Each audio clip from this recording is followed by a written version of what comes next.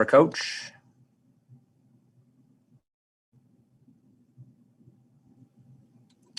We'll start with Tim Bontemps.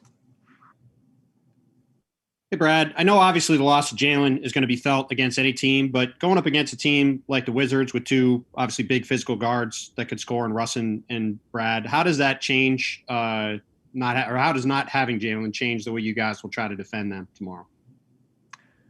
He didn't play in our last game against them, and they have some new guys.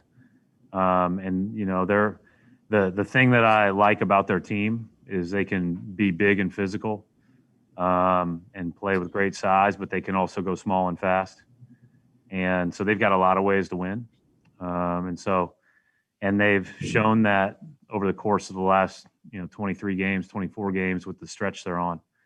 It's a really hot team. It's a really good team, regardless of who is available. It's going to be quite a challenge. And, I think they're a handful.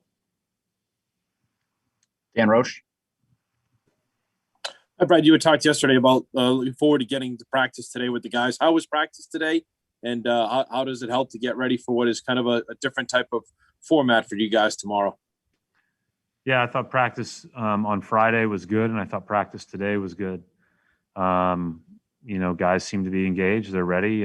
They know that the task is large. We're not playing a typical,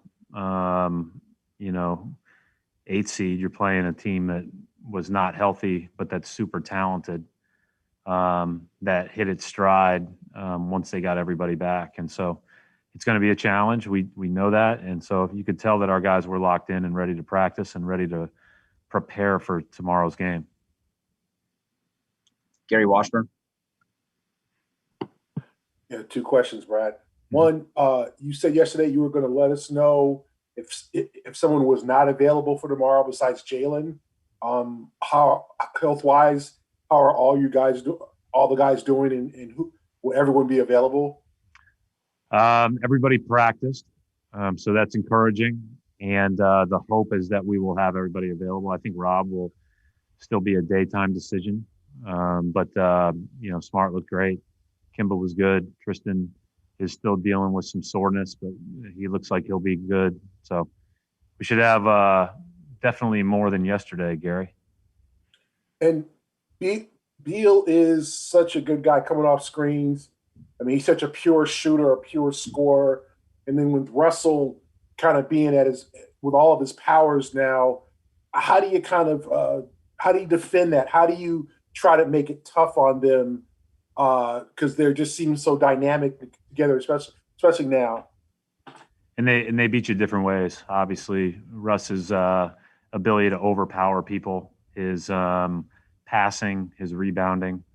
Beal's just ascension through the game has been amazing to watch with, his ability not only to come off screens and shoot, but then pick and rolls. And he's one of the best cutters in the league off handbacks and DHOs. You can say all day long, don't get back cut or don't get off his body, but he'll get you off his body and he'll get to the rim on some of those things. He's just great at it.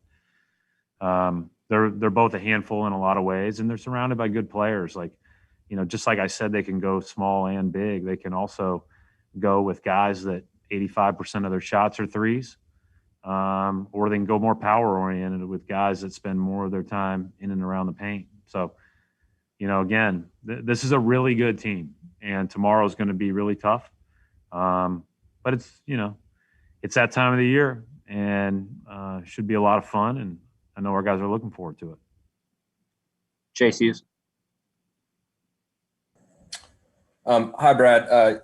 You guys haven't played the Wizards since February, and at the trade deadline, they acquired Daniel Gafford, who's made quite a difference for them. How do you kind of size him up in the difference that he's made for this team? Well, Gafford, Hutchinson, I think have both brought great energy, both brought great paint attack. Hutchinson's a cutter, slasher. He's a capable shooter, obviously, but he crashes. He does all that stuff. And then Gafford's rolls. Gafford's given him a different look besides Lynn and Lopez, who are both really good players in their own right.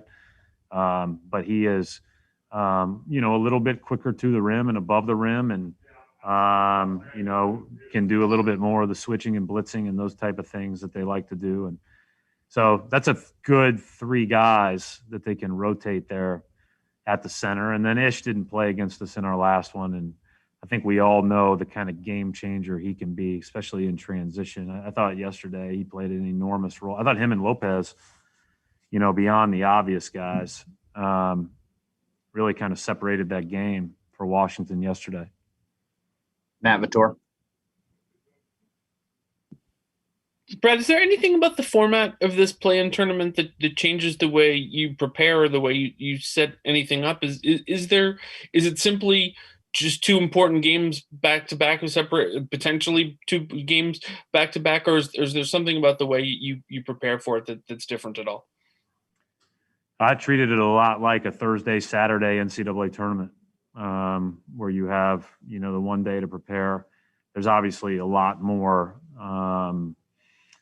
familiarity with opponents in the NBA because you play everybody. And we played Washington 3 times this year and, played against Scott's teams forever. And so they know us and we know them, but you do hone in on some details that you can't necessarily get to, if it was a back-to-back or even in a one-day turnaround during the regular season.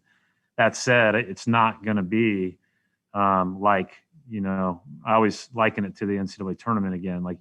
The Thursday game, you're more prepared for than the Saturday game.